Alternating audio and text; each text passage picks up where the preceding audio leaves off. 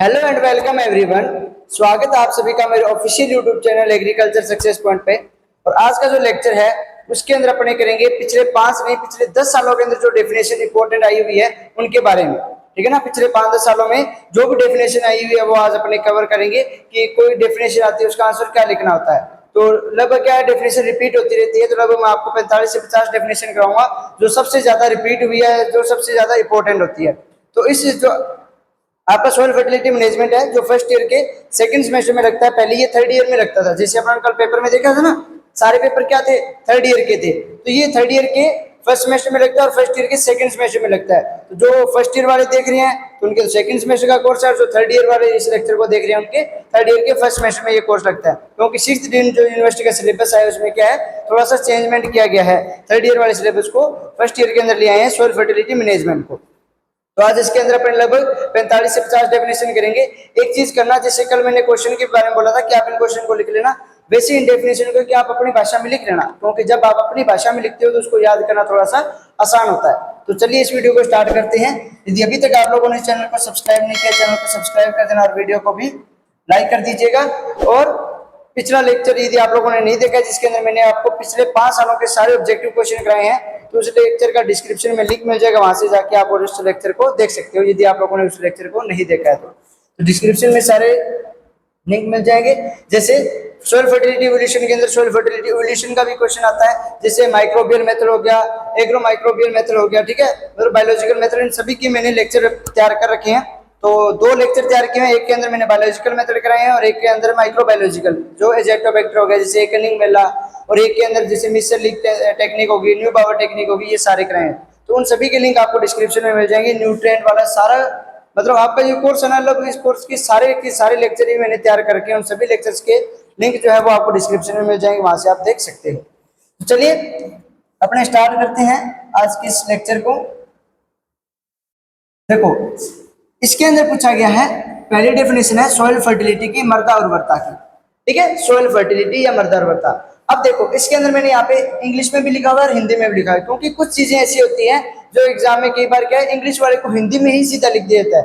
ठीक है ना, जैसे अभी आगे बहुत सारे क्वेश्चन आएंगे, जैसे ये मान लो फर्टिलाइजर ग्रेड, तो इसको उर्वरक ग्रेड बोल देते हैं, लेकिन वैसे ये उर्वरक श्रेणी भी लिखा हुआ जाता है कई बार। ठीक है ना, जैसे क्लोरोसिस है, ठीक है, उसको इंग्लिश में ऐसे लिखा जाता है, लेकिन हिंदी में भी क्या लिख देते हैं उसको इस प्रकार, क्लोरोसिस। ठीक है, वैसे क्लोरोसिस का हिंदी में मतलब क्या होता है, हरिमाहीनता।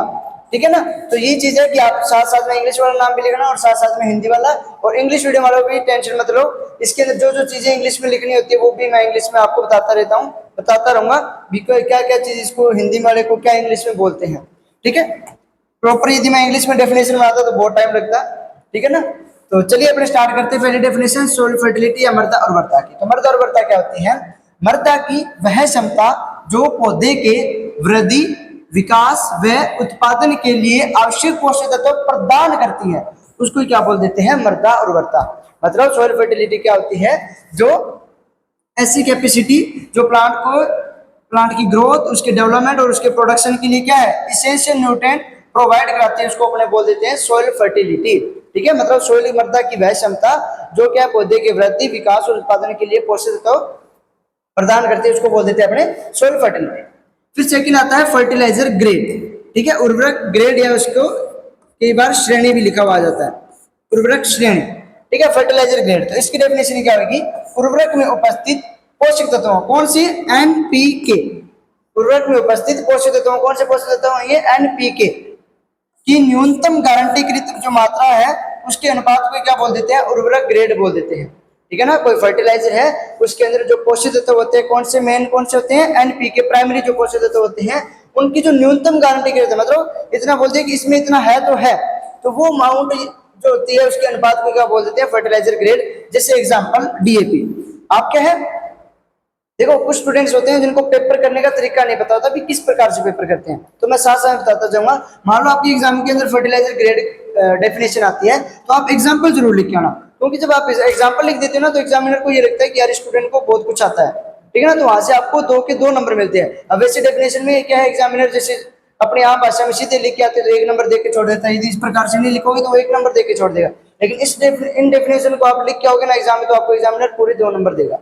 अब देखो डीएपी, डीएपी के अंदर नाइट्रोजन होती है ना कितनी 18%, फास्फोरस होती है 40%, पोटेशियम 0 होता है। तो ये जो एनपीके का रेशियो होता है ना, इसी को बोल देते हैं अपने फर्टिलाइजर ग्रेड। ठीक है, उर्वरक श्रेणी। और वही वीडियो को भी लाइक कर देना, ठीक है ना, आपके एक लाइक से मुझे बहुत मोटिवेशन मिलता है, तो प्लीज वीडियो को लाइक कर दीजिए। आपके लिए पेन भी चेंज कर लेते हैं, ये पर्पल। ऑर्गेनिक मैटर, ठीक है, हिंदी में बोलते हैं कार्बनिक पदार्थ। अब कार्बनिक पदार्थ की क्या डेफिनेशन लिखोगे? जीव जंतुओं एवं पौधों के जीवित व मृत पदार्थ को कार्बनिक पदार्थ कहते हैं। यानी जो एनिमल्स हैं या जो प्लांट हैं उनके जो लिविंग और डेड मैटर जो होता है उसको क्या बोल देते हैं अपने? ऑर्गेनिक मैटर बोल देते हैं। ठीक है, इसके बाद आपको एक इसके साथ ही लिखना है कि इनके विच्छेदन और अपघटन से काले भूरे रंग का पदार्थ बनता है, उसको क्या बोल देते हैं? ह्यूमस बोल देते हैं। यानी इसके डिकम्पोजिशन से जो प्रोडक्ट बनता है उसको अपने क्या बोल देते हैं? ह्यूमस बोल देते हैं। और ह्यूमस बनने की पूरी प्रक्रिया क्या कहलाती है? ह्यूमिफिकेशन या ह्यूमीकरण। ठीक है, कार्बनिक पदार्थ मृदा में क्या करते हैं? पोषक तत्वों की मात्रा में बढ़ोतरी करते हैं। यदि आप इतना लिख के आओगे तो एग्जामिनर आपको पूरे 2 नंबर देगा। ठीक है, ये होती है ऑर्गेनिक मैटर की डेफिनेशन। यदि एग्जाम के अंदर आए तो आप इतना कुछ लिख के आओगे।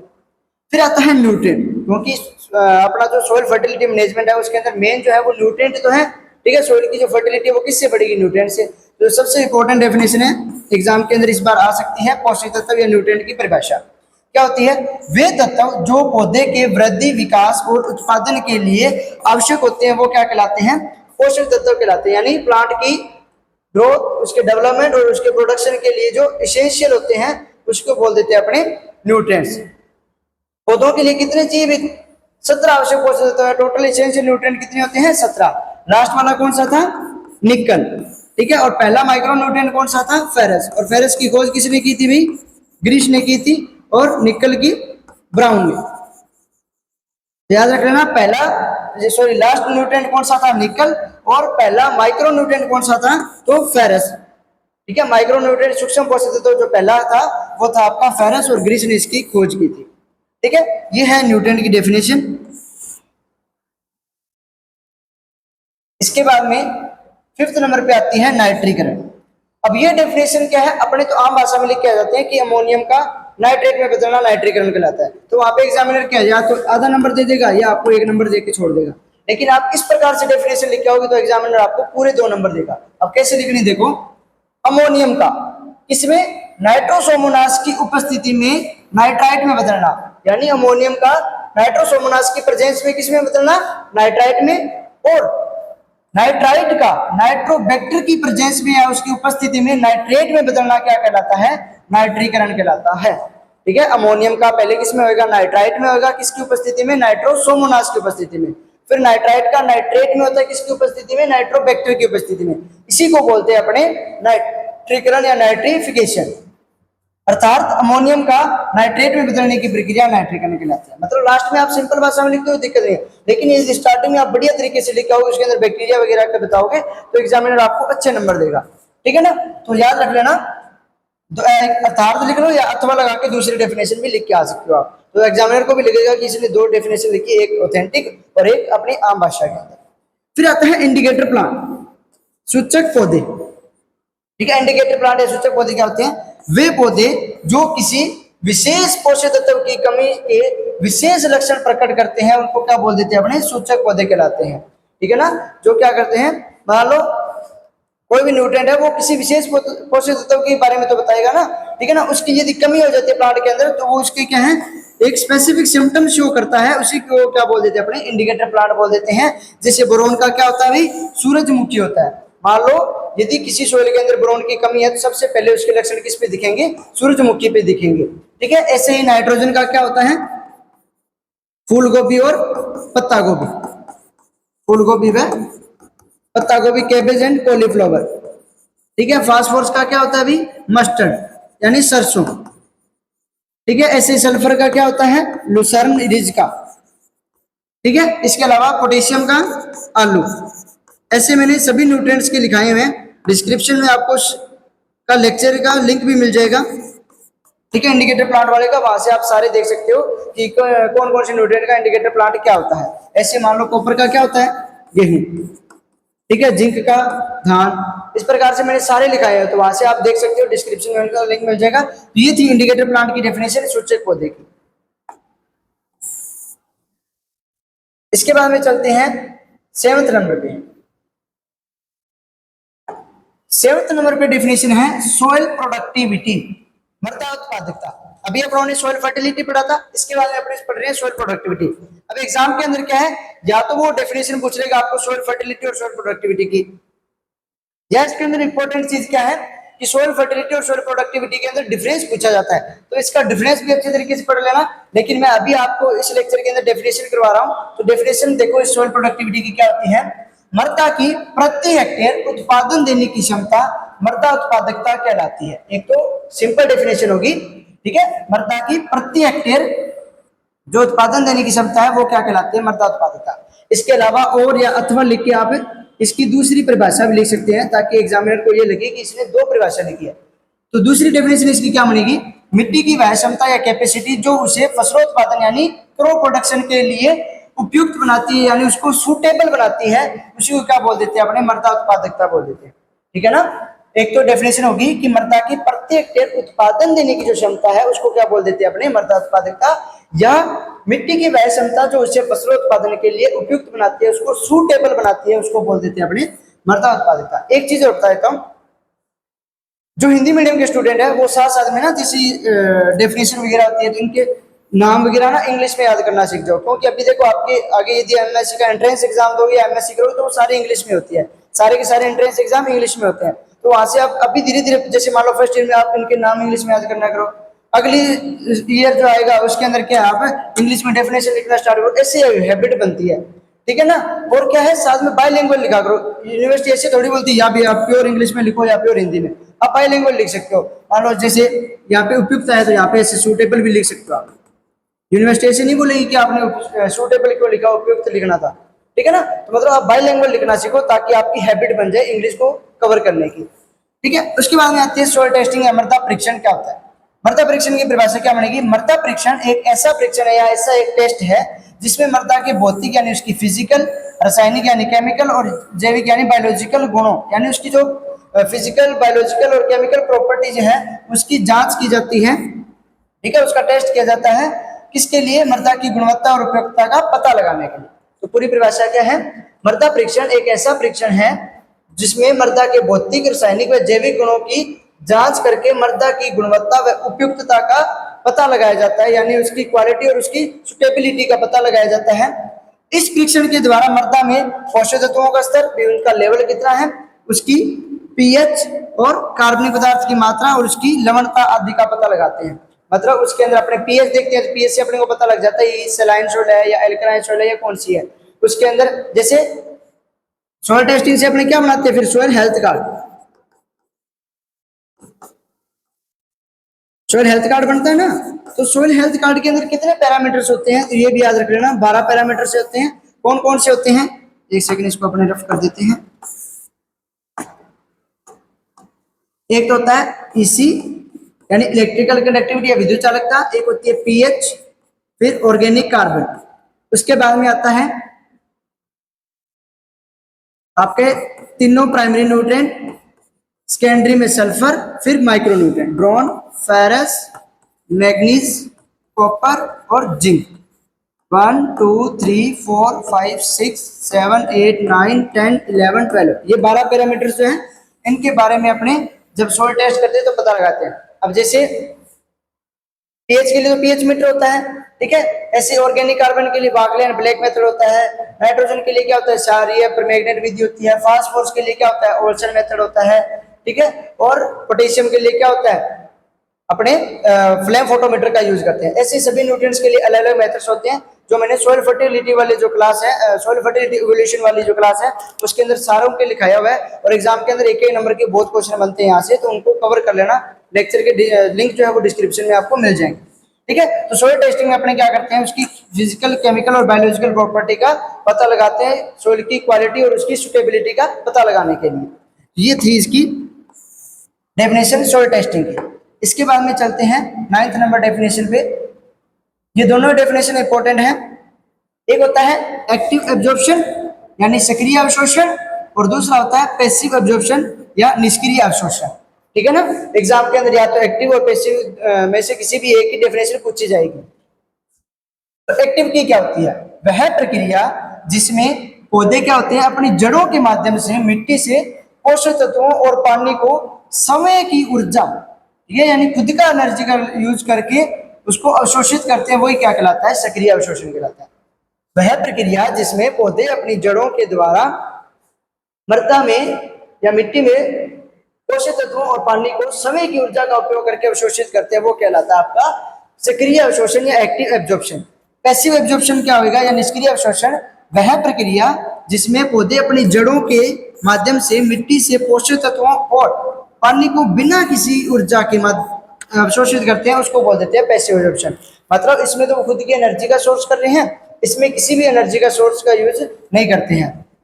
इसके बाद में लिखा हुआ है, यह प्रक्रिया जड़ों में ऑस्मोसिस और डिफ्यूजन के द्वारा होती है। ऑस्मोसिस और डिफ्यूजन की अभी डेफिनेशन आएगी, क्या क्या होते हैं, ठीक है ना।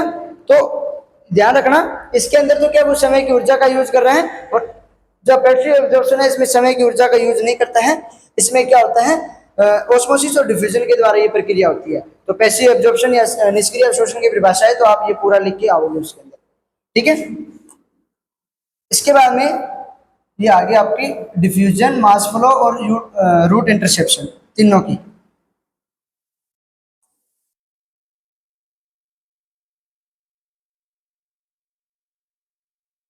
डिफ्यूजन, ठीक है, या विसरण, हिंदी में बोलते हैं विसरण।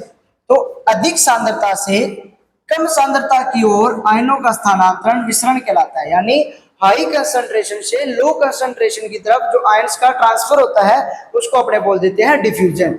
हाई कंसंट्रेशन से लो कंसंट्रेशन की तरफ जो आयनों का ट्रांसपोर्ट होता है, उसको अपने क्या बोल देते हैं? डिफ्यूजन बोल देते हैं, विसरण बोल देते हैं, ठीक है। या अपने एक लाइन और भी लिख सकते हैं इसमें, ये जो होता है विसरण, वो दो स्थानों पर आयनों की सांद्रता में अंतर होने के कारण विसरण प्रक्रिया होती है। मतलब अब देखो, एक जगह लो है एक जगह हाई है, तो ही विसरण होएगा ना। मतलब दोनों जगह यदि सेम होती तो विसरण प्रक्रिया नहीं होती है, डिफ्यूजन प्रोसेस नहीं होती, ठीक है। तो इस चीज का ध्यान रखना कि दोनों स्थानों पर आयनों की सांद्रता में अंतर होने पर ही विसरण प्रक्रिया होती है।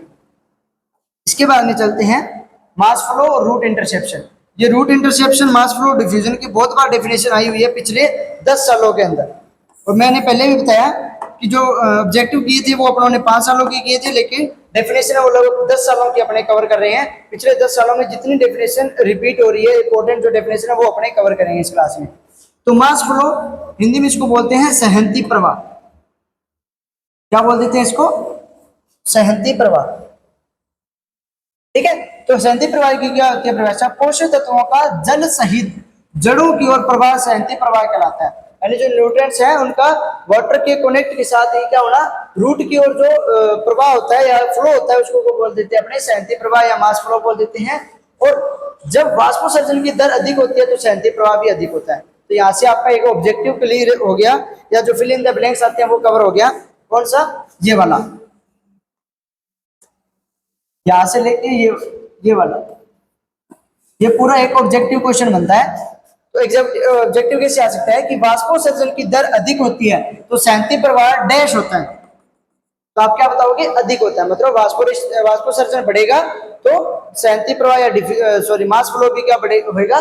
ज्यादा होगा। वाष्पोत्सर्जन बढ़ने पे सहंती प्रवाह भी बढ़ेगा, ठीक है। ये इसके अंदर आपका डेफिनेशन भी कवर होगी और ऑब्जेक्टिव वाला भी क्वेश्चन कवर होगा। फिर आता है रूट इंटरसेप्शन, जड़ अवरोधन। जड़ अवरोधन क्या होता है? पौधों की जड़ों द्वारा मिट्टी में मौजूद पानी और पोषक तत्वों को सक्रिय रूप से अवशोषित करना जड़ अवरोधन कहलाता है, ठीक है ना। पौधों की जड़ों के द्वारा, उनकी रूट्स के द्वारा मिट्टी में जो मौजूद होता है पानी यानी वाटर और न्यूट्रिएंट को एक्टिव प्रोसेस से उसको क्या करना, एब्जॉर्ब करना, क्या कहलाता है? जड़ अवरोधन कहलाता है, रूट इंटरसेप्शन कहलाता है। तो ये सबसे इंपॉर्टेंट डेफिनेशन है, ये आप एग्जाम के अंदर आपकी आती ही आती है। पिछले लगभग 10 सालों के अंदर कम से कम 5-6 बार ये डेफिनेशन आई हुई है रूट इंटरसेप्शन वाली। तो इसको अच्छे तरीके से लिख लेना। और मैं पहले भी बोला था कि इन डेफिनेशन को आप अपनी भाषा में लिख लेना, ठीक है ना। क्योंकि जब आप अपनी भाषा में लिख लोगे, एक तो आपने यहाँ पे क्लास लगाई, उसमें बेनिफिट हो गया, दूसरा लिख रहे हो तो भी आपके माइंड में याद हो रहा है। और फिर उसके बाद में क्या, जैसे मान लो आज आपने डेफिनेशन लिखी तो कल इसको रिवाइज करो तो 10 मिनट में रिवाइज हो गया। फिर 1 हफ्ते बाद करोगे, फिर 5 मिनट लगेंगे, तो इससे जाके आपके एग्जाम तक आपकी डेफिनेशन दिमाग में छप जाएगी। आपको कोई नींद में उठा के पूछेगा ना, चल भैया अवशोषण की डेफिनेशन बता, या सक्रिय अवशोषण बता, निष्क्रिय अवशोषण बता, मृदा उर्वरता की परिभाषा बता, तो आप नींदों में बताने लग जाओगे। ठीक है ना। तो इस डेफिनेशन को आप अपनी भाषा में लिखिए और अच्छी तरीके से इनको रट लेना। इतना तक बोल रहा हूँ कि एग्जाम के अंदर यहाँ से ही डेफिनेशन आनी, तो आपके डेफिनेशन वाले नंबर तो पक्के हो रहे हैं ना, ऑब्जेक्टिव वाले कल पक्के हो गए, डेफिनेशन वाले आ जाओगे। ठीक है। और बाकी बड़े क्वेश्चन है उसके लिए मैंने लेक्चर अपलोड कर रखे हैं, वहां से आप देख सकते हो। इसके बाद में आता है मिनरलाइजेशन।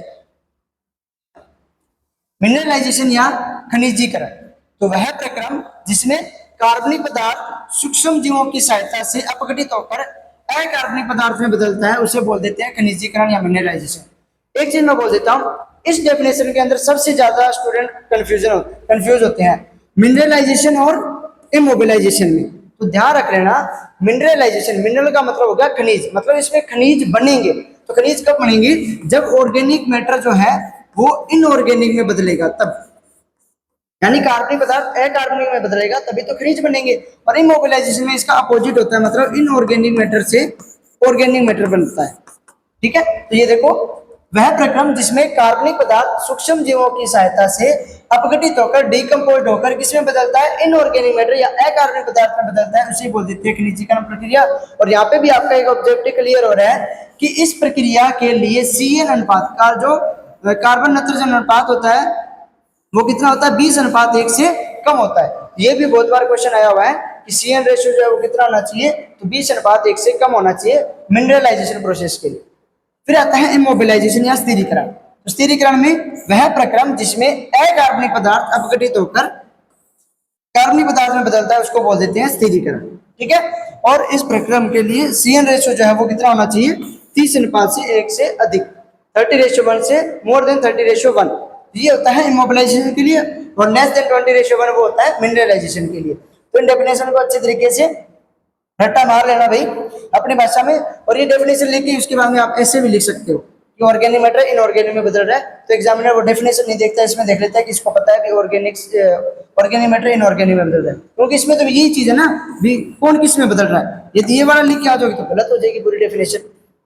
इस चीज का ही ध्यान रखना है। तो आप लास्ट में ये बना दोगे तो एग्जामिनर आपकी डेफिनेशन नहीं देखता, वो ये देखता है कि बस बच्चे ने यहीं पे शो कर दिया। जैसे एजेटोबैक्टर वाला होता है, तो एजेटोबैक्टर वाले में क्या होता है? 4 पार्ट में उसको डिवाइड किया जाता है पूरे सैंपल को। तो जिसने 4 पार्ट में सैंपल करके वो पूरा मतलब वहीं पे समझा देता है उससे चार्ट के थ्रू, फ्लो चार्ट के थ्रू, तो वो डेफिनेट आगे थ्योरी नहीं देखता एग्जामिनर। तो उस प्रकार से उनको करना सीखिए एग्जाम को कैसे करते हैं,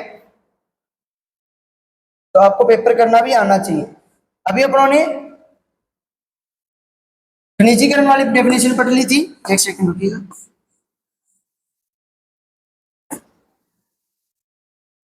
नाइट्रीकरण वाली पढ़ ली, अब है अमोनिफिकेशन, अमोनीकरण। तो अमोनीकरण में क्या होता है? वह प्रक्रिया जिसमें अमीनो अम्ल सूक्ष्म जीवों की सहायता से अमोनियम यानी NH4 में बदल जाता है, वो कहलाता है अमोनीकरण प्रक्रिया। मतलब अमीनो एसिड है वो किस में कन्वर्ट हो जाएंगे? अमोनियम में हो जाएंगे, NH4+ में हो जाएंगे, तो वो कहलाती है आपकी अमोनिफिकेशन।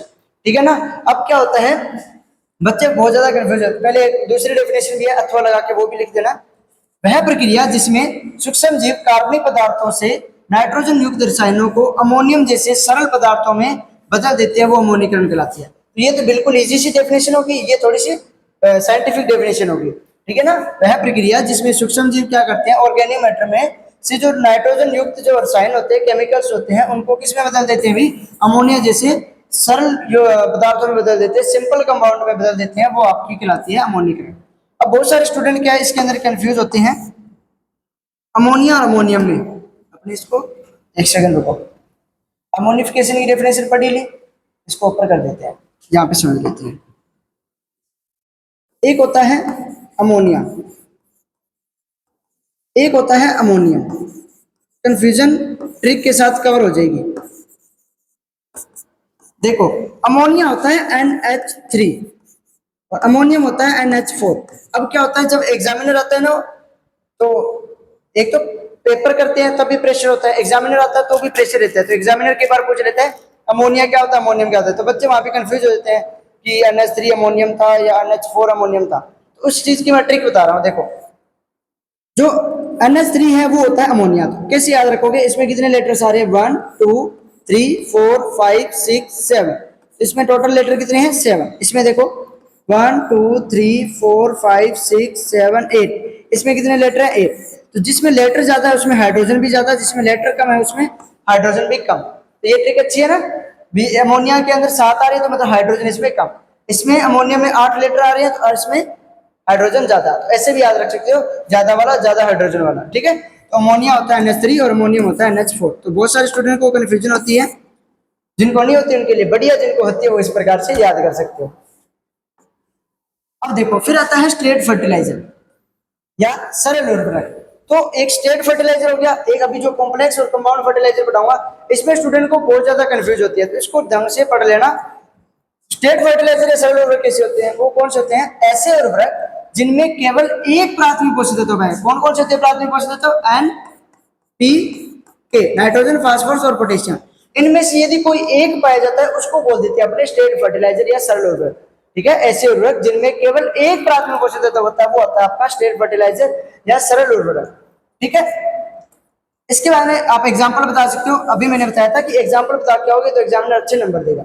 जैसे यूरिया, यूरिया में क्या होता है, सिर्फ नाइट्रोजन होता है कितना 46, फास्फोरस और पोटेशियम तो नहीं होता ना, ठीक है। एमओपी, एमओपी के अंदर क्या होता है, पोटेशियम होता है कितना 60%। एसएसपी, एसएसपी में फास्फोरस होती है 16%। अब बहुत सारे बच्चों के क्या है, जब पेपर का प्रेशर होता है ना तो वो क्या करते हैं कि यार एसएसपी, अब जैसे ये ना ऑब्जेक्टिव के अंदर आते हैं, जैसे अपनों ने कल भी क्वेश्चन किए थे, ठीक है ना, तो उसमें ये ऐसे क्वेश्चन आए हुए थे ना, which of the following is example of straight fertiliser, यानी निम्न में से कौन सा सरल उर्वरक का उदाहरण है। और यदि वहां पर इन तीनों में से कोई नाम दिया तो उस पर टिक कर सकते हो। लेकिन जब ऑप्शन आते हैं ना एसएसपी लिखा हुआ दिख जाता है तो बच्चे कंफ्यूज हो जाते हैं भी यार इसके अंदर तो सल्फर भी होता है और फास्फोरस भी होता है, दो उर्वरक होते हैं ना, तो ध्यान रख, दो न्यूट्रिएंट होते हैं, ध्यान रखना। डेफिनेशन में लिखा हुआ है प्राथमिक पोषक तत्व प्राइमरी न्यूट्रिएंट, तो सल्फर तो सेकेंडरी में आ जाता है ना, प्राइमरी तो है वो एक है फास्फोरस। तो ध्यान रखना फास्फोरस 16% होता है, ऐसे सल्फर 12% भी होता है, लेकिन वो प्राइमरी न्यूट्रिएंट नहीं है, इसलिए एसएसपी किसमें काउंट किया जाता है, स्ट्रेट फर्टिलाइजर में। जैसे जो डीएपी होता है, तो डीएपी के अंदर क्या होता है 18 और 40 होते हैं, तो इसमें नाइट्रोजन और फास्फोरस दो न्यूट्रिएंट आगे, इसलिए डीएपी जो है इसका एग्जांपल नहीं होता, ठीक है। यदि वहां पर ये तीन ऑप्शन देखे तो डीएपी दिया और पूछ लिया कि इनमें से कौन सा सरल उर्वरक नहीं है, तो आप इस पे टिक करोगे, फिर डीएपी पे टिक करोगे 18-40 वाले में। अब आता है कंपाउंड या, एक सेकंड होगा, ठीक है, कंपाउंड या कॉम्प्लेक्स फर्टिलाइजर, ठीक है। कॉम्प्लेक्स को बोलते हैं जटिल और कंपाउंड को बोल देते हैं यौगिक उर्वरक। डिपेंड करने दो यार, एक सेकंड, ठीक है। जटिल होता है कॉम्प्लेक्स और कंपाउंड होता है यौगिक उर्वरक, ठीक है। तो इसकी डेफिनेशन क्या होगी, ऐसे उर्वरक जिनमें दो या दो से अधिक प्राथमिक पोषक तत्व होते हैं। अभी अपन ने पढ़ा था सरल उर्वरक या स्ट्रेट फर्टिलाइजर, उसमें कितना था, एक प्राइमरी न्यूट्रिएंट, इसमें 2 और मोर देन 2। तो प्राइमरी न्यूट्रिएंट कौन कौन से होते हैं, NPK, कितने होते हैं 1 2 3 होते हैं। या तो बोल रहा है कि दो या दो से ज्यादा, तो दो से ज्यादा कितने हो सकते हैं 3, मतलब या तो दो वाला हो गया 3 वाला। इसको फिर दो टाइप से डिवाइड कर दिया जाता है, एक होता है अपूर्ण यौगिक उर्वरक और एक होता है पूर्ण यौगिक उर्वरक, यानी एक तो होता है कंप्लीट कॉम्प्लेक्स फर्टिलाइजर और एक होता है इनकम्प्लीट कॉम्प्लेक्स या कंपाउंड फर्टिलाइजर। तो जिसके अंदर दो ही होंगे तो वो तो क्या होगा इनकम्प्लीट, और जिसमें तीनों ही होंगे प्राइमरी वो होगा कंप्लीट। जैसे इस थ्योरी में लिखा हुआ है उसको यौगिक उर्वरक कहते हैं। जिसमें केवल दो प्राथमिक पोषक तत्व पाए जाते हैं उसे तो बोलते हैं अपूर्ण जटिल उर्वरक, और जिसमें तीनों प्राथमिक पोषक तत्व पाए जाते हैं NPK, उसको बोल देते हैं अपने पूर्ण जटिल उर्वरक। याद आ गया, कंप्लीट और इनकम्प्लीट। फिर आते हैं इसके एग्जांपल, जैसे DAP, डाई अमोनियम फॉस्फेट, इसमें नाइट्रोजन कितनी होती है 18% और फास्फोरस कितनी होती है 46। तो इसमें 1 और 2 दो प्राइमरी न्यूट्रिएंट आ गए, इसलिए इसका एग्जांपल हो गया। फिर आता है अमोनियम फॉस्फेट, अमोनियम फॉस्फेट में 20% क्या होती है नाइट्रोजन और 20% क्या होती है फास्फोरस, इसमें भी दो न्यूट्रिएंट आ गए, तो ये भी क्या है कॉम्प्लेक्स फर्टिलाइजर है लेकिन इनकम्प्लीट के एग्जाम्पल है, ठीक है। इसके बाद में आता है आपका मिक्स्ड फर्टिलाइजर या मिश्रित उर्वरक। मिश्रित उर्वरक की क्या परिभाषा है, दो या दो से अधिक सरल उर्वरक को, यानी जो स्ट्रेट फर्टिलाइजर से मिलकर बना होता है उसको बोल देते हैं अपने मिश्रित उर्वरक या मिक्स्ड फर्टिलाइजर, ठीक है। 2 और मोर देन 2, ठीक है। कौन से होंगे स्ट्रेट फर्टिलाइजर, उनके जो कॉम्बिनेशन होता है उसको क्या बोल देते हैं अपने मिक्स्ड फर्टिलाइजर बोल देते हैं। दो या दो से अधिक सरल उर्वरकों के मिश्रण को क्या बोल देते हैं अपने मिक्स्ड फर्टिलाइजर बोल देते हैं। ये होगी आपकी 19 डेफिनेशन। इसके बाद में चलते हैं 20 नंबर डेफिनेशन पे।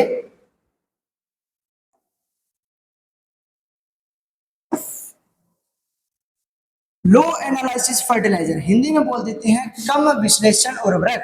एक होते हैं लो एनालिसिस, एक होते हैं हाई एनालिसिस। दोनों की डेफिनेशन यहीं पे कवर करवा दूं, मैंने हाई एनालिसिस वाली नहीं लिखी हुई। लो एनालिसिस ऐसे उर्वरक जिनमें कुल प्राथमिक पोषक तत्व, प्राथमिक वही एनपीके, एनपीके का जो टोटल होता है ना, कुल होता है वो 25% से क्या होना चाहिए, कम होना चाहिए, वो होते हैं कम विश्लेषण। और यदि 25% से ज्यादा हो गया तो वो किसके अंदर आते हैं, हाई एनालिसिस फर्टिलाइजर के अंदर या अधिक विश्लेषण उर्वरक के अंदर आते हैं। तो याद रख लेना, लो एनालिसिस जिनमें एनपीके प्राइमरी जो न्यूट्रिएंट है उनका टोटल कितना होना चाहिए, 25% से कम होना चाहिए। और जो हाई एनालिसिस होता है उसमें 25% से ज्यादा होना चाहिए। ठीक है, अब इसके एग्जांपल भी आप लोगों को अच्छे तरीके से याद होना चाहिए। जैसे पहला इसके अंदर एग्जांपल है एसएसपी। एसएसपी में नाइट्रोजन होता है क्या, नहीं होता। फास्फोरस होता है, जी होता है। पोटेशियम होता है, नहीं होता। तो टोटल कितना हो गया, 16। तो 25 से कम है, तो इसलिए ये इसका एग्जांपल हो गया। फिर आते हैं सोडियम नाइट्रेट में। सोडियम नाइट्रेट में नाइट्रोजन होती है, होती है। फास्फोरस 0, पोटेशियम भी 0, तो टोटल कितना हो गया, 16। ये भी किसका एग्जाम्पल है, लो एनालिसिस का एग्जाम्पल है। ऐसे ही यहाँ पे एक अपने एग्जाम्पल और बता सकते हैं कैल्शियम नाइट्रेट का। तो कैल्शियम नाइट्रेट में 15.5% क्या होती है, नाइट्रोजन होती है। फास्फोरस भी 0 और पोटेशियम भी 0। तो ये भी किसका एग्जाम्पल है भाई, ये भी एग्जाम्पल है आपके लो एनालिसिस फर्टिलाइजर का। ठीक है, तो याद रख लेना। और हाई एनालिसिस के कौन से होते हैं, डीएपी। डीएपी में 18% क्या होती है, नाइट्रोजन, और 40% क्या होती है, फास्फोरस। तो ये 25 से ज्यादा हो गया। ऐसे यूरिया, यूरिया में नाइट्रोजन कितनी होती है, 46। तो यूरिया भी क्या किसका एग्जाम्पल आएगा, हाई एनालिसिस का आएगा। मतलब जिसमें 25% से ज्यादा है ना तीनों, वो किसके अंदर आ जाता है, फिर हाई में आ जाता है। और 25 से कम वाले लो के अंदर। फिर आता है आपकी डेफिनेशन फर्टिलाइजर रेशियो या उर्वरक अनुपात। ठीक है, फर्टिलाइजर रेशियो या उर्वरक अनुपात किसको बोलते हैं, उर्वरक में उपस्थित एनपीके के सापेक्ष अनुपात को क्या बोल देते हैं, उर्वरक अनुपात बोल देते हैं। उर्वरक में उपस्थित एनपीके के सापेक्ष अनुपात को क्या बोल देते हैं, उर्वरक अनुपात कहते हैं। ठीक है, जैसे उदाहरण के लिए दलहनी फसलों के लिए उर्वरक जो एनपीके रेशियो वो कितना होता है, 1:2:1। अब देखो 1:2:1 का मतलब क्या हो गया, एनपीके मतलब इसके अंदर क्या है, फास्फोरस ज्यादा देते हैं। क्योंकि वो क्या करता है, फास्फोरस रूट डेवलपमेंट में हेल्प करता है। और रूट डेवलपमेंट ज्यादा होगी तो उसकी रूट में क्या होते हैं, राइजोबियम जो है बैक्टीरिया पाए जाते हैं, जो क्या करते हैं, नाइट्रोजन फिक्सेशन करते हैं। तो इसके अंदर अपने नाइट्रोजन कम देते हैं। जो सीरियल क्रॉप्स होती है उसमें नाइट्रोजन ज्यादा दी जाती है, मतलब इनकी दुगनी दी जाती है। और इसमें फास्फोरस दुगना दिया जाता है, क्योंकि वो रूट निर्माण में सहायता करता है, जड़ विकास में सहायता करता है। ये थी आपकी फर्टिलाइजर रेशियो की डेफिनेशन। इसके बाद में आता है नाइट्रेट फर्टिलाइजर। हिंदी में बोलते हैं नाइट्रेट उर्वरक। तो ऐसे नाइट्रोजन उर्वरक या ऐसे नाइट्रोजन फर्टिलाइजर जिनमें क्या होता है, नाइट्रोजन वो किस फॉर्म में होगी, नाइट्रेट आयन के रूप में होती है, NO3- के रूप में, उसको बोल देते हैं अपने नाइट्रेट उर्वरक बोल देते हैं। ठीक है, तो अमोनिकल उर्वरक आ जाए तो यहाँ पे नाइट्रेट वाली जगह क्या लिख दोगे, अमोनिया। मतलब ऐसे नाइट्रोजन उर्वरक जिनमें नाइट्रेट किस रूप में हो, अमोनिया के रूप में हो या अमोनियम के रूप में होती है, NH4+ के रूप में, तो वो आपके होते हैं अमोनिकल फर्टिलाइजर। ठीक है ना, तो नाइट्रेट में क्या आ जाएगा कि जिनमें नाइट्रोजन है वो नाइट्रेट के रूप में पाई जाती है। जैसे इसके 3 एग्जाम्पल मैंने यहाँ पे बताए हैं। सोडियम नाइट्रेट जिसमें 16% नाइट्रोजन, कैल्शियम नाइट्रेट जिसमें 15.5% नाइट्रोजन, और पोटेशियम नाइट्रेट जिसमें 13% नाइट्रोजन होती है। तो आप एग्जाम्पल जरूर लिख के आना। मैं बार बार मैं आपको एग्जाम्पल का इसलिए बोल रहा हूँ क्योंकि यदि आपके एग्जाम्पल लिखे हुए तो एग्जामिनर थ्योरी नहीं पढ़ता, वो एग्जाम्पल से पता लगा लेता है कि इस बच्चे को पता है ये क्या कहना चाहता है, तो वहां से आपको नंबर भी ज्यादा मिलते हैं। ठीक है ना, और यदि एग्जामिनर थ्योरी पढ़ भी लेता है लेकिन आपने एग्जाम्पल लिखे हुए हैं तो वहाँ पे 2 नंबर पूरे मिलेंगे आपको। तो ये जो डेफिनेशन जितनी मैंने करवाई है इसके अंदर, यदि इस प्रकार से लिख के आओगे तो आपको 2 में से 2 नंबर पूरे मिलेंगे, इसीलिए मैंने यहाँ पे करवाई है। फिर आता है रोग फॉस्फेट। ठीक है, तो रोग फॉस्फेट की डेफिनेशन क्या होती है, यह एक ऐसा खनिज है या ऐसा मिनरल है जो सभी फॉस्फेटिक उर्वरक यानी जो फॉस्फेटिक फर्टिलाइजर होते हैं उनके निर्माण में कच्चे पदार्थ के रूप में प्रयोग किया जाता है। तो कल अपनों ने ऑब्जेक्टिव में किया था ना, फिल इन द ब्लैंक्स आया हुआ था कि जो फॉस्फेटिक उर्वरक होते हैं उनके निर्माण के लिए कौन से पदार्थ का कच्चे पदार्थ का यूज किया जाता है। तो उसमें मैंने 2 नाम लिखाए थे, एक तो रॉक फॉस्फेट और एक H2SO4 सल्फ्यूरिक एसिड। ठीक है ना, तो इसमें रॉक फॉस्फेट दिया होता है, इसका मतलब क्या होता है कि ये एक ऐसा खनिज है जो फॉस्फेटिक उर्वरकों के निर्माण के समय कच्चे पदार्थ के रूप में यूज किया जाता है। और इसका सूत्र क्या होता है, Ca3PO4 की 2 ब्रैकेट बंद, उसके बाद 3, फिर कैल्शियम Fe2।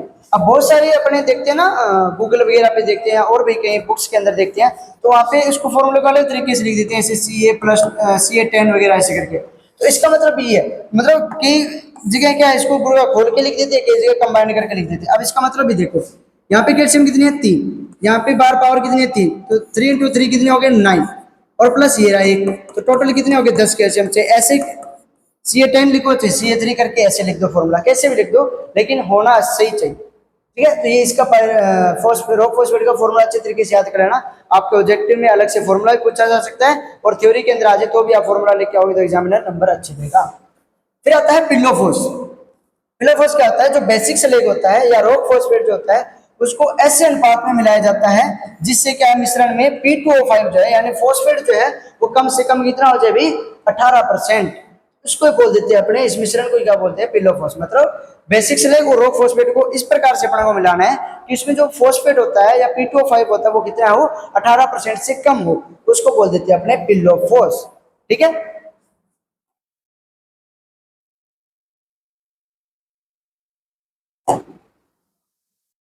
फिर आता है टॉप ड्रेसिंग।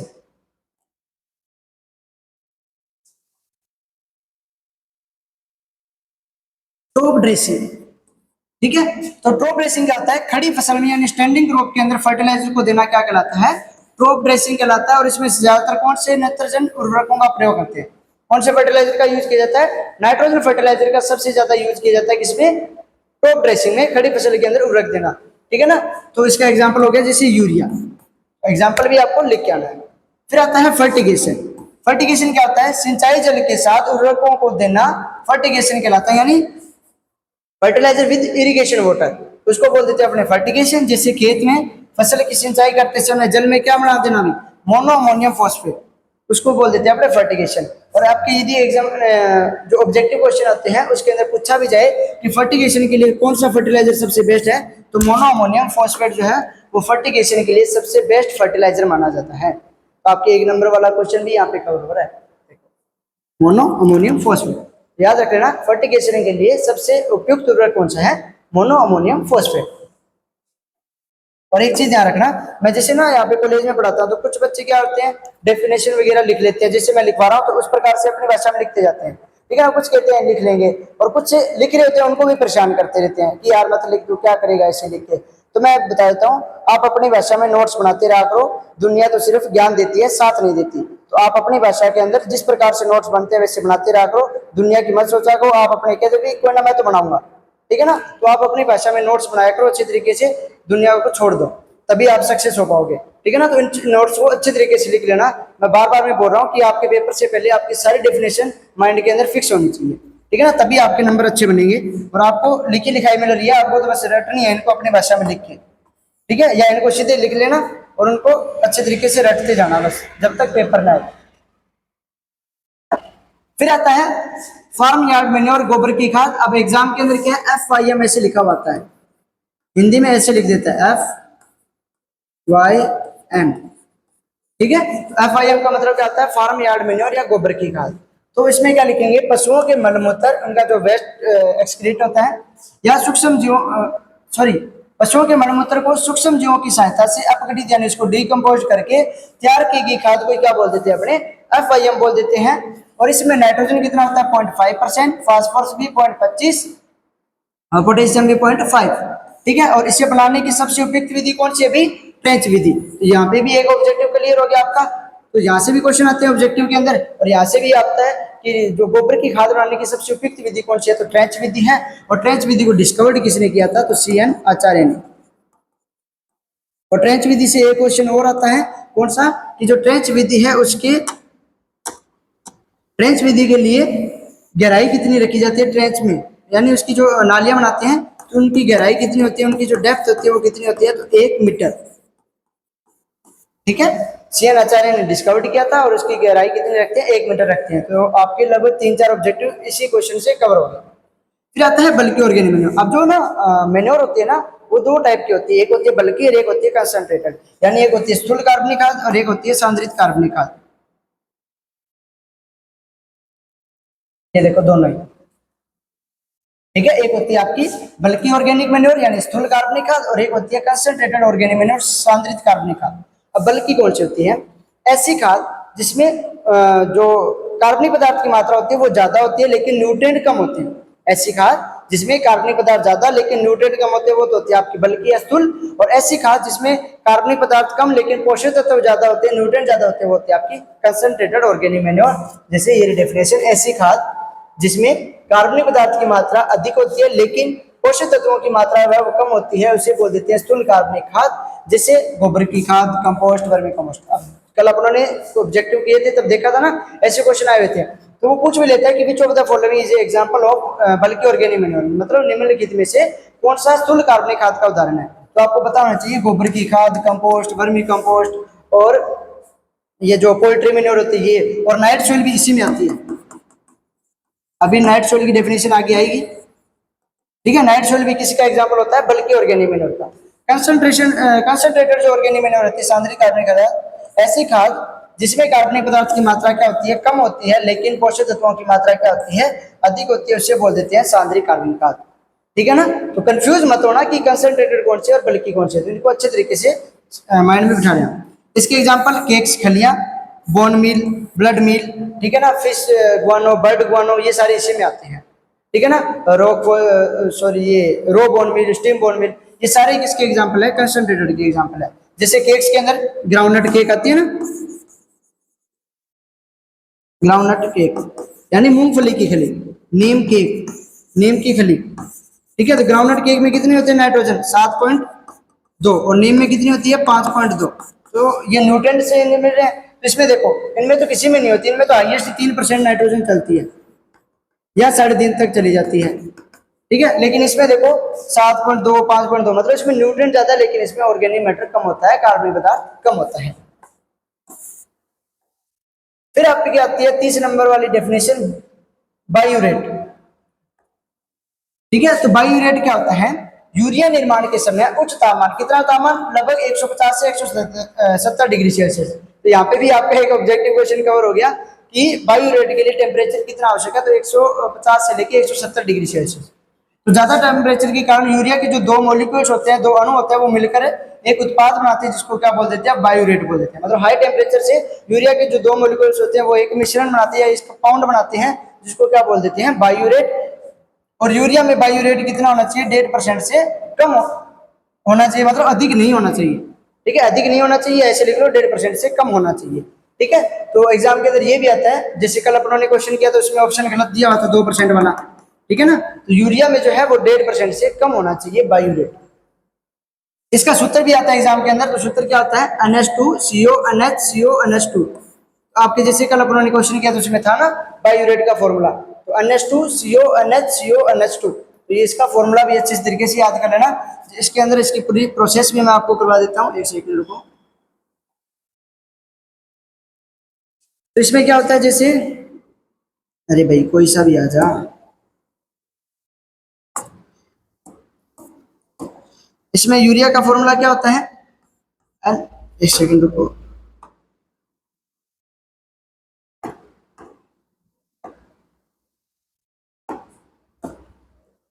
एक सेकंड रुकना बस। ये लो, यूरिया का फॉर्मूला होता है NH2CO NH2, NH2CO NH2। तो ये और यूरिया का एक मॉलिक्यूल, दूसरा मॉलिक्यूल NH2CONH2, दो हो गए ना यूरिया के मॉलिक्यूल। अब इसमें क्या होगा? हाई टेम्परेचर होएगा, कितना? 150 से 170 डिग्री सेल्सियस। तो इसमें क्या होता है? अमोनिया गैस निकलती है, NH3 गैस निकलती है। मतलब एक तो यहाँ से NH2 आ जाता है और यहाँ से एक हाइड्रोजन आ जाता है, ये तीनों, सॉरी, इसमें से क्या बन जाता है? फिर अमोनिया गैस रिलीज हो जाती है। और अब देखो जो बच गया वो लिखते हैं, जब वो यूरिया बायोरेट का फॉर्मूला आता है, NH2 बच गया, ठीक है, CO बच गया, सॉरी। अब देखो यहां से एक हाइड्रोजन निकल गया तो कितने बच गए? एक हाइड्रोजन, मतलब एक N और एक हाइड्रोजन। फिर ये वाला तो सारे चला गया नीचे, फिर क्या बच गया? CO, फिर NH2। यही बायोरेट का फॉर्मूला होता है, NH2CO NH CO NH2। ठीक है, समझ आ गया? ये होती है बायोरेट की प्रोसेस। ये रहा ये वाला फॉर्मूला NH2CO NH2। फिर आता है कंपोस्ट, पेंसिल वापस लानी पड़ेगी।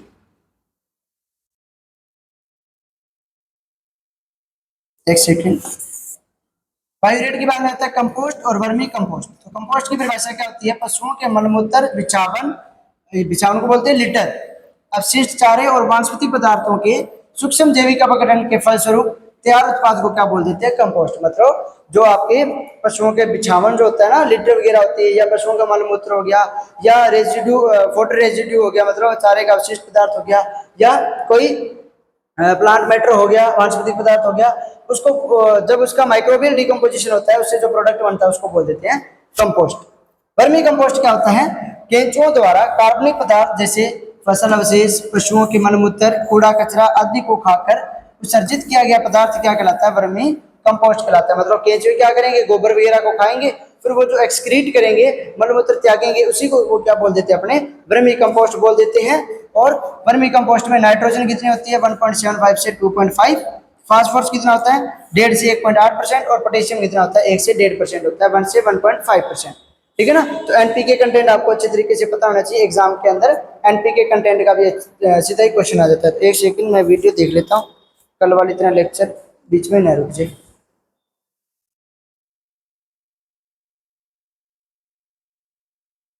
ठीक है, अब इसके बारे में चलते हैं अपने ग्रीन मैन्योर पे। जैसे कल मैंने बताया था, वैसे तो आपको एग्जाम में कैसी कन्फ्यूजन होती है, क्रिएट ग्रीन मैन्योर वाला था ना, उसमें ग्रीन लेफ मैन्योरिंग का पूछ रखा था। तो इस चीज को आप अच्छी तरीके से पढ़ लेना।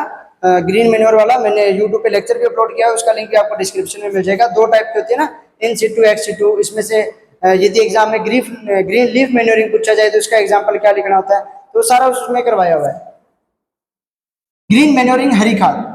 खेत में खड़ी फसल को पुष्पन अवस्था से पहले, यानी उसकी फ्लोवरिंग स्टेज से पहले मिट्टी में भौतिक दिशा सुधारने और मृदा उर्वरता बनाए रखने हेतु मिट्टी में दबाना, यानी उसको इनकॉर्पोरेट कर देना, वही क्या कहलाता है? ग्रीन मैन्योरिंग, हरी खाद कहलाता है।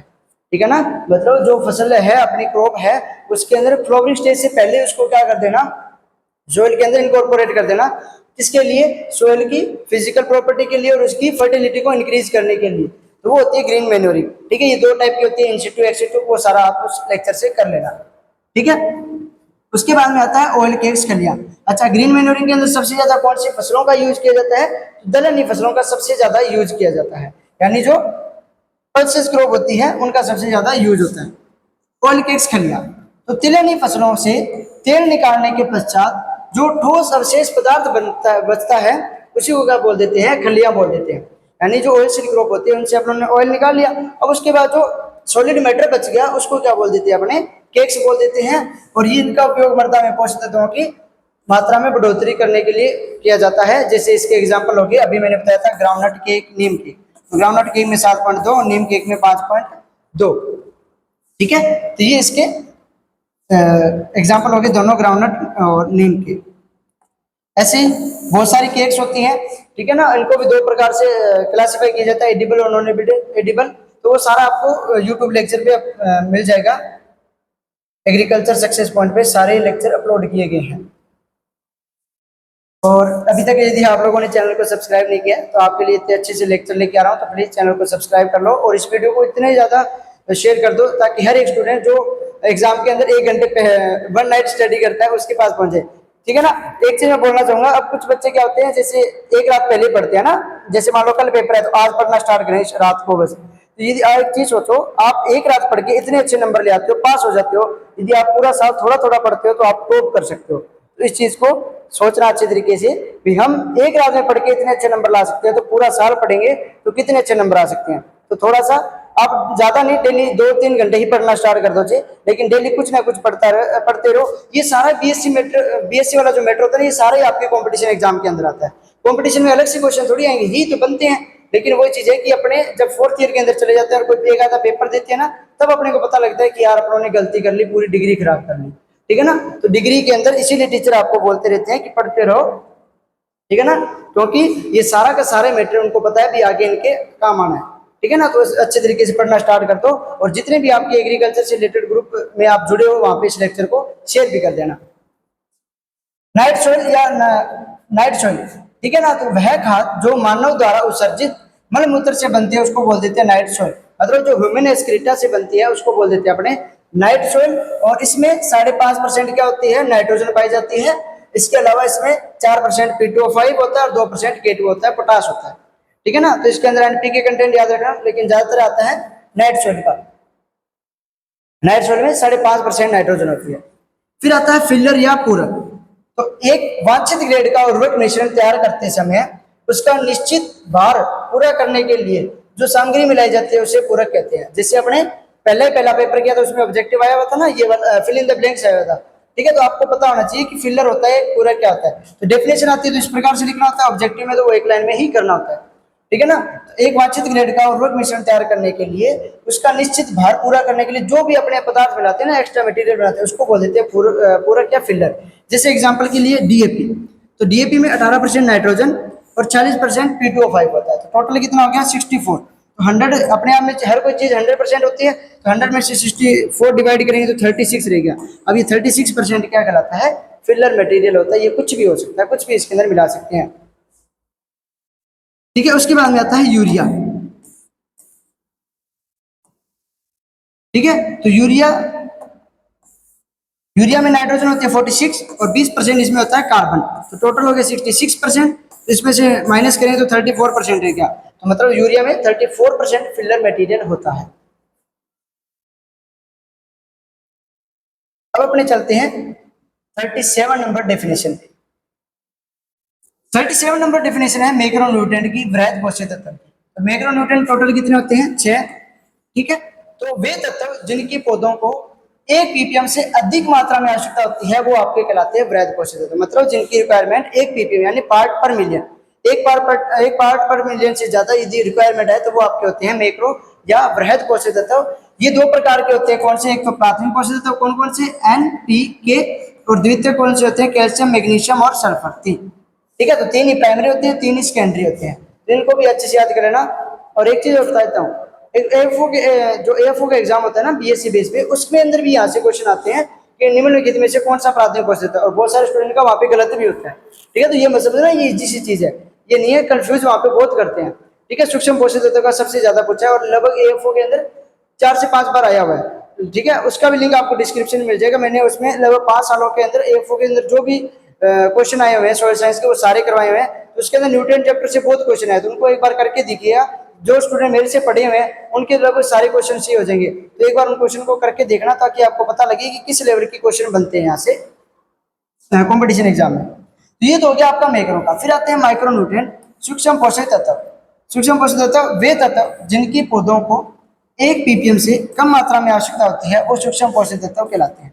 मतलब इनकी तो 1 ppm से ज्यादा रिक्वायरमेंट थी, इनकी 1 ppm से कम रिक्वायरमेंट है, तो ये कहलाएंगे आपके माइक्रो न्यूट्रिएंट। जैसे कुल 8 माइक्रो न्यूट्रिएंट है, कौन कौन से, boron, ferrous, manganese, copper, zinc, molybdenum, chlorine और निकल। बेफी, मन, कूजन, मोकलनी, ऐसे भी याद कर सकते हो, ठीक है। बेफी, मन, कूजन, मोकलनी, ये 8 माइक्रो न्यूट्रिएंट होते हैं। इसके अलावा अल्ट्रा माइक्रो न्यूट्रिएंट भी होते हैं,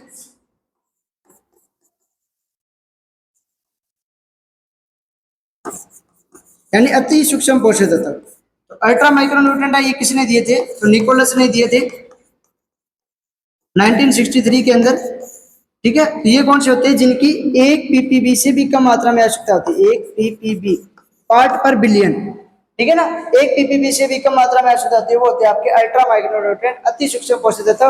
निकोलस ने 1963 में दिए थे, कौन से होते हैं, 2 होते हैं, कोबाल्ट और मोलिब्डेनम, ठीक है। इसके बाद में आता है सॉइल अमेंडमेंट, 39 नंबर डेफिनेशन है सॉइल अमेंडमेंट्स, मृदा सुधार। तो वे पदार्थ जो मृदा की भौतिक, रासायनिक और जैविक यानी फिजिकल, केमिकल और बायोलॉजिकल प्रॉपर्टी को इंप्रूव करने के लिए प्रयोग किए जाते हैं वो कहलाते हैं मृदा सुधारक। मतलब सॉइल की फिजिकल, बायोलॉजिकल और केमिकल प्रॉपर्टी को इंप्रूव करने के लिए जो भी मैटर यूज किया जाता है उसको बोल देते हैं सॉइल अमेंडमेंट, मृदा सुधारक। इनसे मृदा की गुणवत्ता और उसकी उर्वरता में सुधार होता है, मतलब उसकी क्वालिटी और उसकी फर्टिलिटी दोनों के अंदर क्या होती है, इंप्रूवमेंट होती है। जिससे गोबर की खाद, कंपोस्ट, चूना पदार्थ और पायराइट। चूना का यूज किसके लिए करते हैं, अपने एसिडिक सोइल के रिक्लेमेशन के लिए, यानी अम्लीय मृदा के सुधार के लिए करते हैं। और पायराइट का क्षारीय मृदा कीट। जैसे मैंने अभी ना क्वेश्चन दिया हुआ था, सेकेंड ईयर वालों की ये कोर्स लगता है, तो उनको क्वेश्चन दिया हुआ था कि जो लवणीय मृदा होती है, सलाइन सोइल होती है, उनके सुधार के लिए अपने कौन कौन सी विधियों का उपयोग करते हैं। तो उसमें ऑप्शन था फिजिकल, केमिकल, बायोलॉजिकल, और थर्ड ऑप्शन था फिजिकल और बायोलॉजिकल। तो सभी बच्चों ने क्या किया, एक ऑप्शन और था फिफ्थ, ऑल ऑफ दीज, सभी ऑल ऑफ दीज पे करके आ गए, क्योंकि उसमें क्या था, उन्होंने पढ़ा हुआ है भी फिजिकल भी करते हैं, केमिकल भी करते हैं, बायोलॉजिकल भी। और एक चीज ध्यान रख लेना, जब क्षारीय मृदा का पूछा जाए तो क्षारीय मृदा में तो तीनों करते हैं, लेकिन जो लवणीय मृदा होती है उसमें दो ही मेथड यूज करते हैं, फिजिकल और बायोलॉजिकल, केमिकल का उसके अंदर यूज नहीं किया जाता। तो इस चीज को अच्छे तरीके से पढ़ लेना, ठीक है। तो ये होते हैं मृदा सुधारक, ये क्या करते हैं उसके अंदर न्यूट्रिएंट्स की अमाउंट को बढ़ा देते हैं। फिर आता है फर्टिलाइजर रिकमेंडेशन, इस पे आपका पूरा एक टॉपिक भी है, यूट्यूब पे उसका सेशन नहीं है, आप लोग कमेंट करोगे तो उसका भी लेक्चर अपने बना देंगे उसके, जैसे fertiliser recommendation, fertiliser control order, IPM, STCR, IPNS, और ये सारे एक जैसे से रिलेटेड हैं, ये भी आपको पता होना चाहिए। तो उर्वरक अनुशंसा क्या होती है, वह प्रक्रिया जिसके द्वारा फसलों के लिए उर्वरकों की आदर्श मात्रा व प्रकार निर्धारित किए जाते हैं, वो कहलाती है उर्वरक अनुशंसा, फर्टिलाइजर रिकमेंडेशन, ठीक है। वह प्रक्रिया जिसके द्वारा फसलों के लिए उर्वरकों की आदर्श मात्रा व प्रकार निर्धारित किए जाते हैं, वो क्या कहलाते हैं, उर्वरक अनुशंसा, फर्टिलाइजर रिकमेंडेशन कहलाती है। इसके बाद में चलते हैं 41 नंबर डेफिनेशन पे। 41 नंबर डेफिनेशन है फर्टिलाइजर स्टोरेज, यानी उर्वरक भंडार।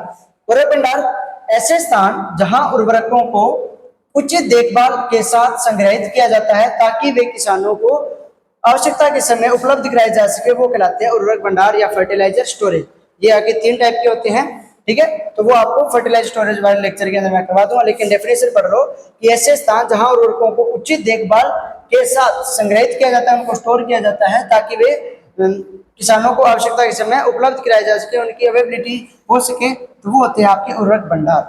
फिर आता है आईएनएम, इंटीग्रेटेड न्यूट्रिएंट मैनेजमेंट, पोषक तत्व प्रबंधन। इसका एक बड़ा क्वेश्चन भी आता है, ठीक है ना, तो एग्जाम के अंदर, तो आपके लिए तो डेफिनेशन करवा रहा हूँ, और आईएनएम का एक बड़ा क्वेश्चन आता है, वो आपको थ्योरी लेक्चर के अंदर मैं आपको करवा दूंगा, ठीक है, एक उसका सेशन तैयार कर लेंगे अपने। आईएनएम की डेफिनेशन क्या होती है, ऐसी प्रणाली, ऐसा सिस्टम जिसमें फसलों के लिए आवश्यक पोषक तत्वों की आपूर्ति के लिए विभिन्न स्रोत, कार्बनिक और अकार्बनिक, मतलब ऑर्गेनिक और इनऑर्गेनिक किसका भी यूज कर सकते हो, का उपयोग किया जाता है, आईएनएम कहलाते हैं। इसके द्वारा पर्यावरण को भी क्या किया जाता है, संरक्षित किया जाता है, एनवायरमेंटल कंट्रोल भी होता है, ठीक है। तो इंटीग्रेटेड न्यूट्रिएंट मैनेजमेंट के अंदर ऑर्गेनिक और इनऑर्गेनिक दोनों का ही आप यूज कर सकते हो, सोइल की फर्टिलिटी इंक्रीज करने के लिए, उसके अंदर न्यूट्रिएंट अमाउंट को इंक्रीज करने के लिए। इसके बाद में आता है न्यूट्रिएंट यूज इफिशियंसी। अरे भैया आज ही बताएगा क्या सारी, न्यूट्रिएंट यूज इफिशियंसी, पोषक तत्व उपयोग दक्षता। तो न्यूट्रिएंट यूज इफिशियंसी की डेफिनेशन क्या होती है, पोषक तत्व उपयोग दक्षता से तात्पर्य यह है कि पौधों द्वारा मृदा से उपयोग किए जाने वाले पोषक तत्वों का कितना प्रतिशत पौधों द्वारा अपनी वृद्धि और विकास के लिए उपयोग करता है। मतलब आपने फर्टिलाइजर डाल दिए सोइल के अंदर, अब प्लांट जो है वो उसका कितना यूज कर रहा है अपनी ग्रोथ और अपने प्रोडक्शन के लिए, वो कहलाती है आपकी न्यूट्रिएंट यूज इफिशियंसी। मान लो न्यूट्रिएंट तो डाल दिए, लेकिन यदि प्लांट यूज ही नहीं कर पा रहा तो उसका क्या फायदा, तो उसने जितना प्रतिशत यूज किया है वो उसका क्या कहलाता है, न्यूट्रिएंट यूज इफिशियंसी कहलाती है, उर्वरक उपयोग दक्षता कहलाती है। फिर आती है सॉइल नेक्रोसिस और रैपिड टिश्यू टेस्ट। देखो जब बात आती है, एक सेकंड रुकिएगा, हो जा भाई, हो गया। जब बात आती है सॉइल नेक्रोसिस की, एक होता है प्लांट नेक्रोसिस, एक होता है सॉइल नेक्रोसिस। जब प्लांट नेक्रोसिस की बात आती है तो उसमें तो क्या होता है, जो उत्तक होते हैं ना प्लांट के अंदर, उनकी मृत्यु हो जाती है, वो डेड हो जाते हैं, उसको बोलते हैं प्लांट नेक्रोसिस। लेकिन जब सॉइल नेक्रोसिस की बात करते हैं, मृदा नेक्रोसिस की बात करते हैं, तो इसमें क्या होता है, उसके अंदर जो माइक्रो ऑर्गेनिज्म होते हैं ना, उनकी डेथ हो जाती है, तो उनकी डेथ होने से उसको क्या बोलेंगे, सॉइल नेक्रोसिस, मृदा नेक्रोसिस। तो परिभाषा क्या लिखेंगे, सॉइल नेक्रोसिस का अर्थ है मृदा में उपस्थित सूक्ष्म जीवों जैसे बैक्टीरिया, फंगी और यानी कवक, एक्टिनोमाइसीटीज आदि की मृत्यु होना, यानी उनकी डेथ हो जाना। तो इससे क्या होगा, मृदा की गुणवत्ता का स्तर कम हो जाता है और फसल उत्पादन में भी कमी आती है, क्योंकि माइक्रो ऑर्गेनिज्म जो बेनिफिशियल होते हैं, यदि उनकी डेथ हो जाएगी तो मृदा के अंदर जैसे नाइट्रोजन फिक्सेशन होती है या सिम्बायोटिक रिलेशन होता है वो सारा ही खत्म हो जाएगा, तो उसकी क्वालिटी भी कम हो जाएगी और वहाँ पे प्रोडक्शन भी कम हो जाएगा। फिर आती है 45 number definition, rapid tissue test, शिप्रिका उत्तक परीक्षण। वह परीक्षण जो पौधे के उत्तकों में उपस्थित पोषक तत्वों की मात्रा का तीव्र पता लगाता है, शिप्रिका उत्तक परीक्षण कहलाता है। और इसमें विभिन्न रसायनों का प्रयोग करके उत्तक में उपस्थित पोषक तत्वों का मूल्यांकन किया जाता है। मतलब इसके अंदर ये सारा उसके अंदर आता है, सॉइल फर्टिलिटी इवोल्यूशन के अंदर। ठीक है, तो ये रैपिड टिश्यू टेस्ट की डेफिनेशन आप अच्छे तरीके से लिख लेना, एग्जाम के अंदर आती है, इसका प्रैक्टिकल भी होता है। और अभी मैं सोच रहा हूँ कि जो फर्स्ट ईयर और सेकंड ईयर के अंदर जितने प्रैक्टिकल होते हैं ना, वो सारों का यूट्यूब पे लेक्चर अपलोड करूँ प्रैक्टिकल करवाते हुए, ताकि आप लोगों को, जैसे कुछ बच्चे एग्जाम प्रैक्टिकल करवाते हैं क्लास में तो नहीं जा पाते, तो वो वहाँ से कवर कर सकते हैं। अभी सोच रहा हूँ, देखता हूँ यदि टाइम मिल गया तो उनको भी यूट्यूब पे अपलोड करने का है टारगेट। तो ये आपकी डेफिनेशन थी प्लांट रैपिड टिश्यू टेस्ट की। चलो इतनी थी, 45 डेफिनेशन थी। आई होप कि आप लोगों को अच्छे तरीके से समझ आ गई होगी। कोई भी आपका डाउट रहता है तो आप कमेंट बॉक्स में लिख दीजिएगा, आपका हर एक कमेंट का रिप्लाई किया जाएगा। और आगे आपको कोई और लेक्चर तैयार चाहिए तो उसके लिए भी आप कमेंट कर सकते हो कि हमें इस प्रकार का लेक्चर चाहिए। ठीक है, तो ये तुम्हारा था, अब मैंने तो करवा दिया, अब आपका काम है इनको अच्छे तरीके से लिख के अच्छे तरीके से याद करना है और इस वीडियो को ज्यादा से ज्यादा शेयर कर देना फ्रेंड्स के साथ। ठीक है, जो एग्रीकल्चर फील्ड से रिलेटेड है, क्योंकि आपके तो बहुत सारे स्टूडेंट जानकार होते हैं, आपके साथ जेट की तैयारी कर रहे थे या बीएससी में 12वीं में आपके साथ दोस्त थे, तो वो आपके साथ जुड़े होंगे, वो किसी और कॉलेज से भी तैयारी कर रहे होंगे, तो वहाँ पे भी उनको शेयर कर देना। और चैनल को जिन लोगों ने सब्सक्राइब नहीं किया प्लीज यार सब्सक्राइब कर लेना और वीडियो को लाइक कर दीजिएगा। Thank you.